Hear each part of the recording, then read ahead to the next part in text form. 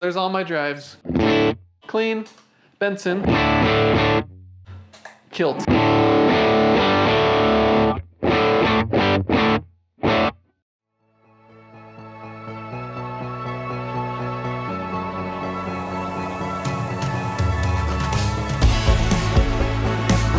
Hey everyone, thanks for tuning in today. Today we're going to do a video that I've been pretty excited about.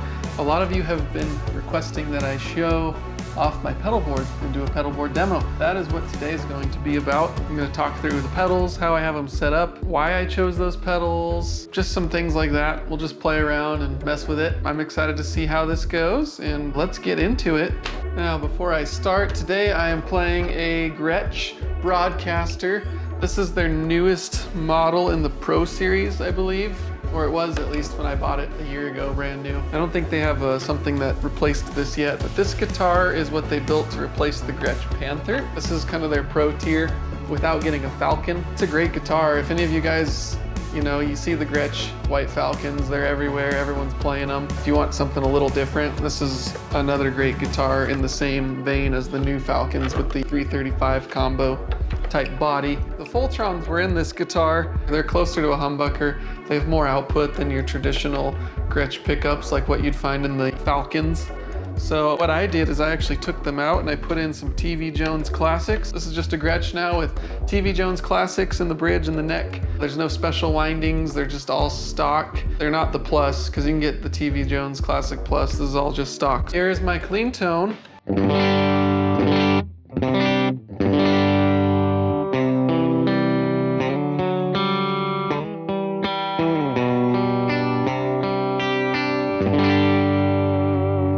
Today we are playing through the Dream again and the Ruby, like in my most recent videos. I've just been loving these right now. They just feel so good. They feel like real amps. Today we're on the green speaker with the Ruby, and then on the Dream I'm running the, man, I can't read that from here, but the top speaker there. It sounds pretty dang good. I went with the green speaker on the Ruby because with these kind of pickups, I feel like the blue speaker is just way too dang bright. Blue speakers are usually much brighter, so I went with the green. It's a little more tame, more mid-rangey. Let's start with the beginning.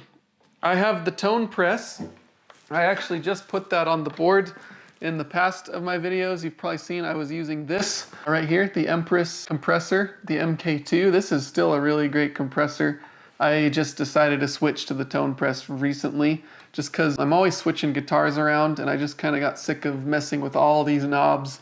When you can see on the tone press here, it's a lot more simple. I can kind of just set it and forget it for different guitars. Both these compressors are great. This one's super clean. It has metering. So if you look at any of my other videos where I've used this, you can see like the meters go up and down as you play. I am really enjoying the tone press though, and it still has a blend control. What I do is I dial it in so I can get half of my clean, unaltered signal and then another half with the compressed signal. It just makes my sound last longer. Here's the difference with it on, and then I'll turn it off with the chord so you can hear how it dies out.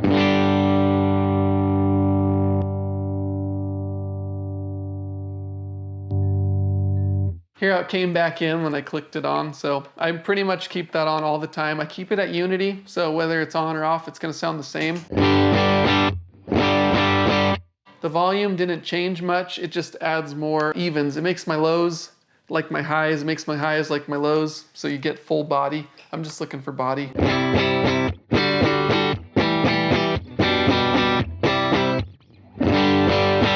All right, after the compression, I am going into the Pog. This is a Matthews Effects modded Pog. It's the Nano. All they did was make it so it has MIDI now. What I could do, I don't have it hooked up that way, but I could essentially control it from the Mastermind or any other MIDI controller. And you can use that to switch between the types of settings. So essentially I can save 3 different presets that all sound different. The Pog by itself doesn't let you do that. It just comes with one switch and you can turn it on or off. You can't save your presets, but when it's modded, you can. So I don't actually use the MIDI, but they added the feature. I just use it for having a preset or two. I can switch between sounds. So like for instance, the one I use the most, I use it just to give me a little bit more of an octave for lead lines. Here it is.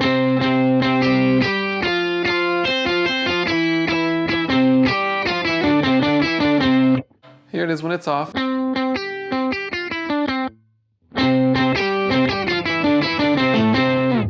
With overdrive, I think it sounds even better, especially with higher gain.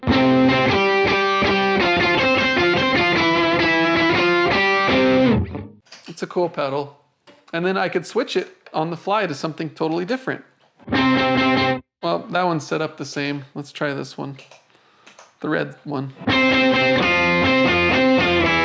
Right now, I guess I'm only using one thing on it, but you could set it to be, you know, I could give it like more bass and then less highs, something like this. And then I could save that, and then I could switch to a different preset, back to where it had the highs.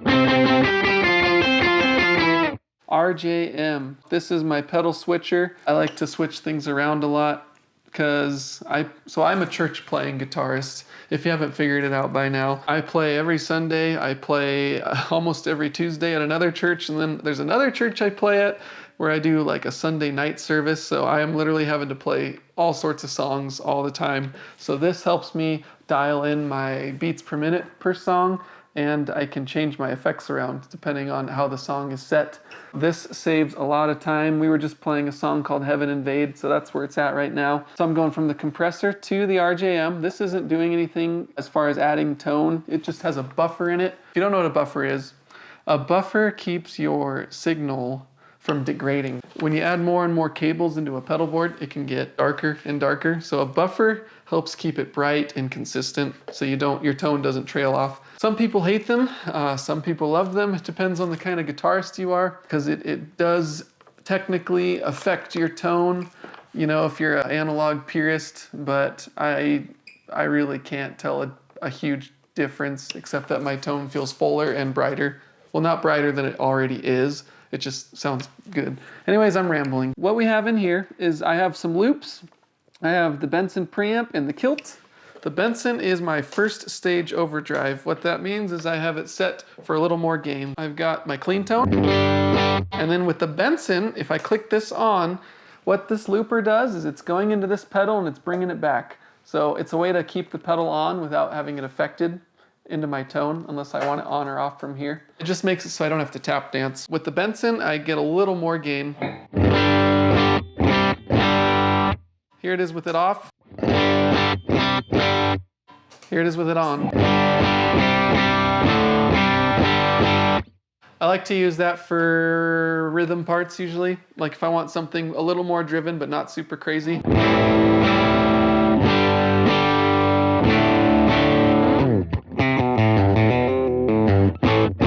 Then from there, I go into the Kilt.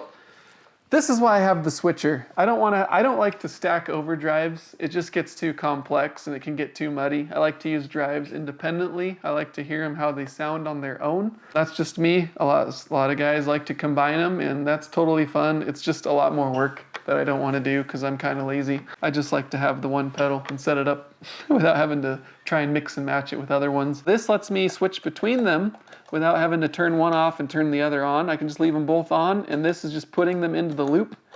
And then if I click it again, it turns them off. If I click there, I'm on the Kilt now, so you can hear the difference. The Kilt has more gain.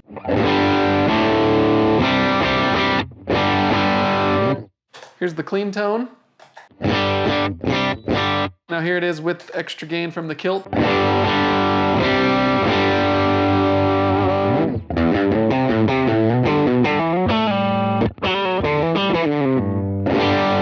And then from there, those are, my Kilt has what's called the red remote. It's an add-on that JHS does. It's just right here. It switches it between medium gain and high gain. I like to use the high gain for lead lines. I don't do a lot of chords with it.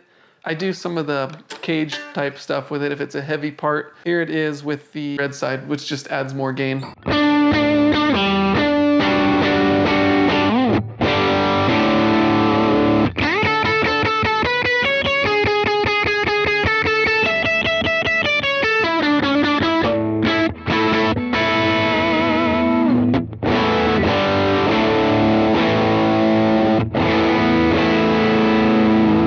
I love that pedal. It's super versatile. This pedal can go from like a clean gain all the way up to a fuzz. If I really wanted to get crazy with it, it can go pretty dang crazy. I'm using more of the volume to boost it than I am the gain, but if I were to bring up the gain, it can get super heavy.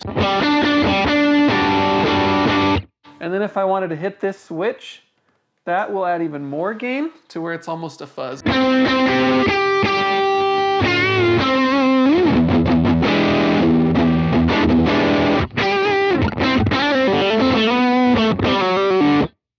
But that's just too much for the kind of music that I'm usually playing, so I usually like to keep it around there.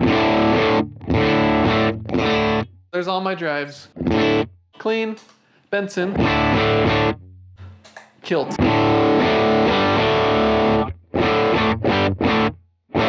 From there, these pedals are then going into a boost. This is the Vertex Boost. It's just a clean boost. Before I had that, I was using the DC Electronics Spark. This sounds pretty close to me. This is a great cheap option if you just want to boost. I love the Spark.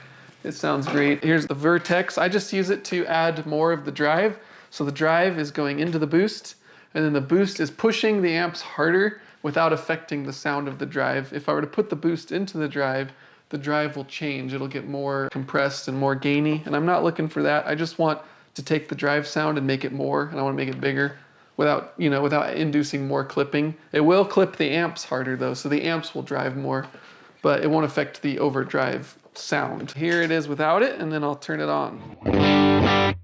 Now let's turn on the drive.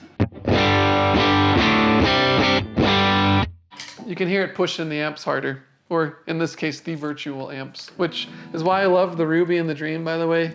They respond like real amps. I can hit them with boost pedals, and they won't do any like digital clipping. It sounds and reacts like a tube amp, in my humble opinion. Let's do an overdrive, and then I'll show you what it's like with the boost on.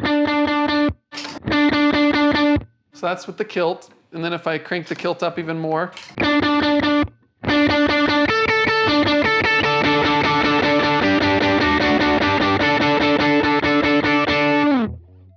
you can hear it just adds a subtle amount of volume increase, just if I want to poke out just a little bit more. Going from the drives and the boost, it then goes into volume pedal here. This is the Dunlop DPV4 Mini, or it's like the X Mini. It's the newest Dunlop Mini volume pedal. It's whatever their newest model is. They've had a lot of them. It's got a tuner out, which is super nice, and the reason I got this pedal is because it doesn't have the tone suck that like the Ernie Ball pedals are known to have. And then it's not using a string. This isn't supposed to wear out. I've had it for about 2 years and it's not wearing out yet. It squeaks a little bit, but when I'm playing live, I don't hear the squeak, so it doesn't come through the mix. But then yeah, you can do a tuner out. I don't actually have the tuner out of here. This is the Sonic Research tuner. It's coming out of the Mastermind over here on a separate channel. Actually, it might be down here. This just keeps it totally out of the signal, so the tuner just isn't, I can always have it on. I could tune my guitar without the volume, which is super nice. I just take the foot pedal down and then start tuning. But then when the foot pedal's up, I can still play and the tuner's still on. All I can say is it's a cool tuner. That's the Sonic Research Turbo Tuner ST300 Mini. I got the Mini because why would I need the big one? They do the same thing, just saves more space. And it's a strobe tuner, so it's super, super accurate. You'll never get it to be totally still. It's either gonna tilt one way or the other because it's a strobe tuner. If you want perfect tuning, that's the tuner to get. And the reason I like the volume pedal after the overdrives, in case you're wondering, it keeps my overdrives from changing. What it does is, if with the volume pedal being after the overdrive, as I push it open, it'll be the full drive signal coming through, which makes it better for swells. You have the full power. If I were to put this before the overdrive, it's my clean guitar that I'm slowly opening to go into the overdrive. So what it's gonna do is make the gain slowly change of the overdrive as I put more volume in. Where with the pedal behind the overdrives, I'm already hitting the volume pedal with all my drive tone. So my drive tone isn't changing, it's just giving me swells. So here's an example. I'm gonna turn on my reverb and some delay, just so you can hear the effect. And then what we'll do is just a swell here, and you can kind of hear how I have the full amount of drive. It's just slowly coming up in volume.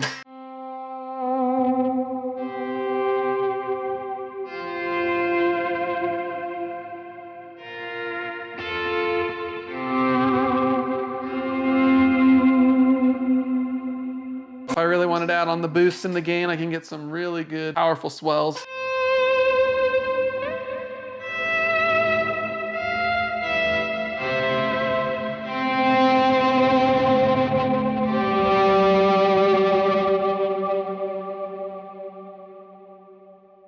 If I were to have this before the overdrives, it would have been a cleaner swell, and then the drive would slowly build up. But I like going in with full drive so I can just have that same consistency of drive. Otherwise, it just doesn't feel as punchy.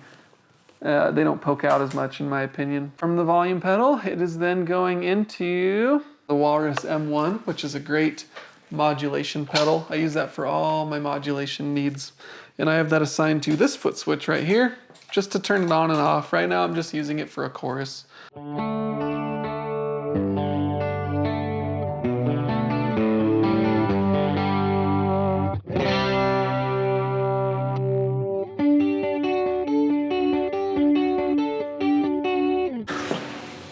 I can do all sorts of other things though, you know, vibrato, tremolo.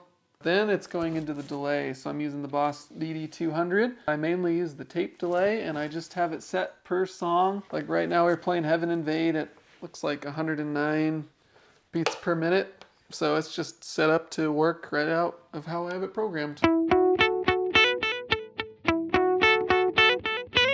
But then I can change it. So this little button here is an add-on for the RJM, which I'm just using to you can program it to do whatever you want.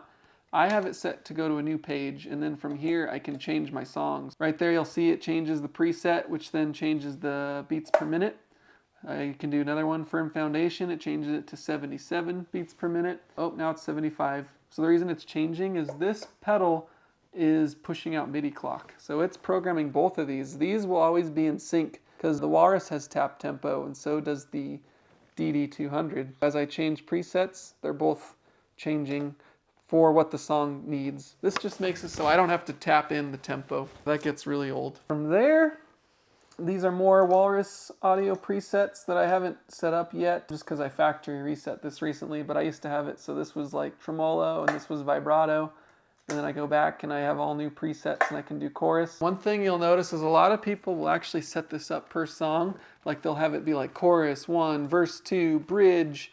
The reason I don't do that is because I just want it to be set the same for every song. I just want an easy way to access all my effects so I can combine them as I like. See, so I can combine my Walrus with my overdrive, with my reverb. Then I don't have to program it specifically for each song. All I have to do is make sure I have the right beats per minute and the right delay setting ahead of time. And so I can just kind of adjust on the fly. This allows for easy, spontaneous moments. But yeah, I can combine my effects for something like this.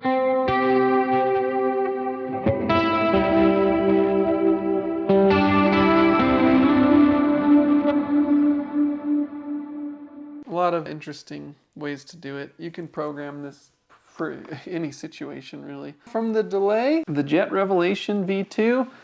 Before that, I was running a Specular Tempest, which is still a really great pedal. I still have it because there is probably going to be a day where I switch this back on because I'm always changing things. But for now I'm using the Revelation V2. I'm using it for all of my reverbs. So on the Mastermind here, I have it set to where I can control all the reverbs independently. I've got 4 presets on here. This has MIDI, so you can add like 128 presets. I only need 4. I go small, medium, long, and then super long reverb, and I just keep them all on the same modulation setting. This does like shimmer and dark shimmer. I just keep it on modulation. It's super similar to like the cloud on the Big Sky. Here it is with the short trail. This is just what I use for my standard short reverb trail. You can hear it.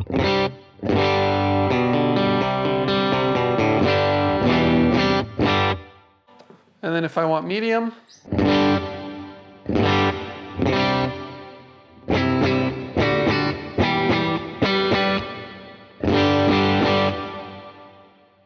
and then we've got long, which I usually use for more lead line or ambient stuff.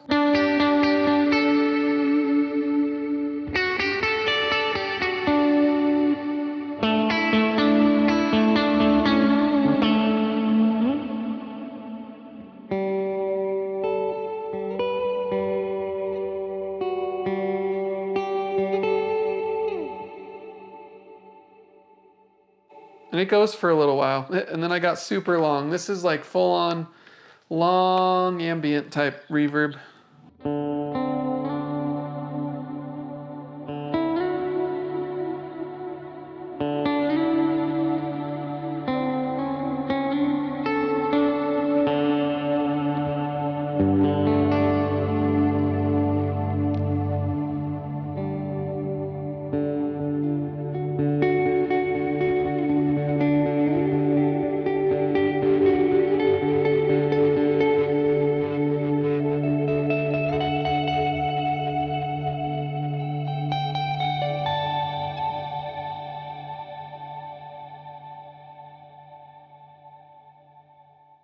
Once I turn it off, it quickly goes away. But it could, yeah, it's a long reverb. I use that for just ambient stuff during like a worship session, altar calls. It's super versatile for such a small package, and I don't really care if it's a plate reverb or a hall, or like, I just need one reverb and I just need it in multiple lengths. I'm not super picky. That's why I use it.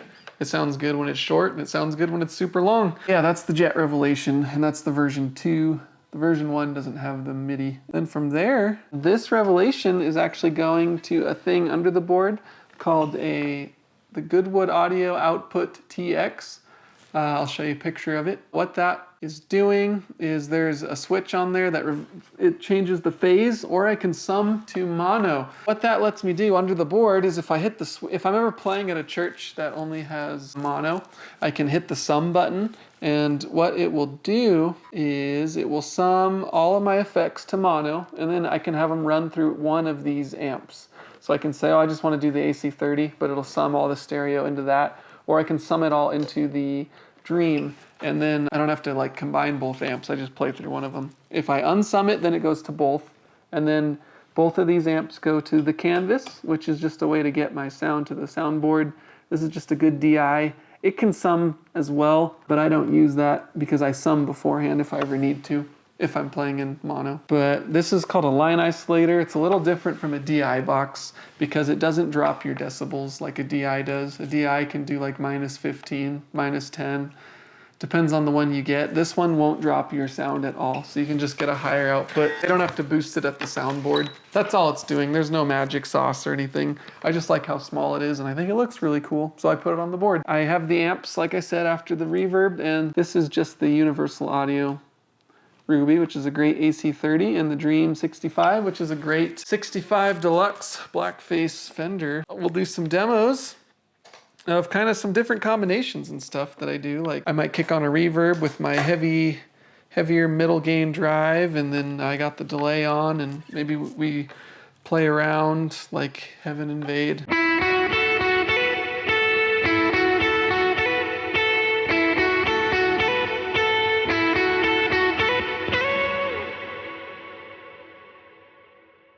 Or, you know, Phil Wickham, Battle Belongs, I'd probably use a shorter reverb, and then I'd probably kick this on to the red side just to give it a good punch, and then, you know, something like...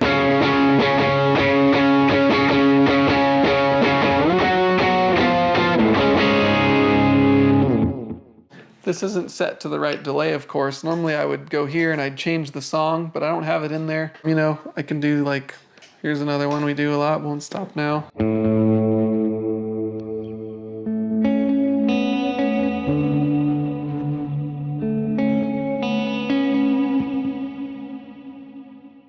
Yeah, and then I can do some cool lead lines with a lot of reverb and then give the boost in there.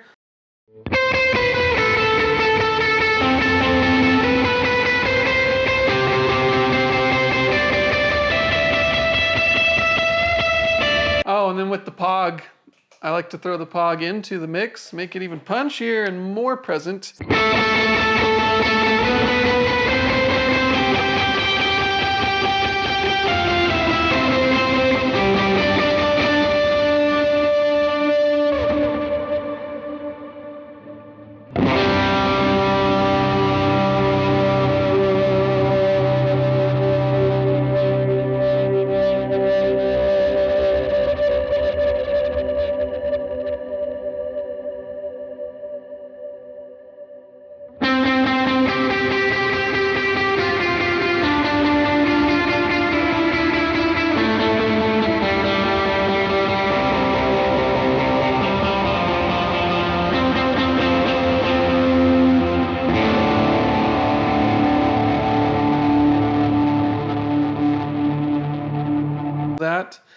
is my pedal board. And then, you know, I can do some more basic, like some rhythm stuff with some short delay.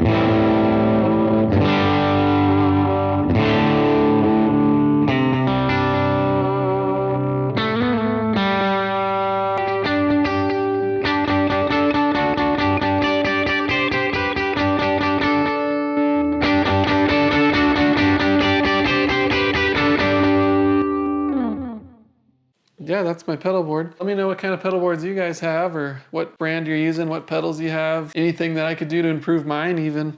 I'm down to hear what you guys recommend or what you like to use. It's a great setup. It does me well. I'll probably change it again because I'm always changing things. And then the pedal board itself is a made by Creation actually. This is the Aero board. It's like super flat, but you have enough room to mount stuff underneath. Under it, I'm running the Strymon stuff. As you see in that photo, I'm just running pretty much the whole Strymon power system, and then I just hand soldered all my cables.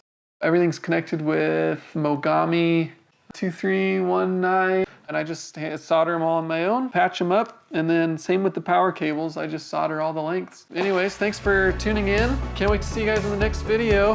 Please remember to like and subscribe, and have yourselves a good one. See ya.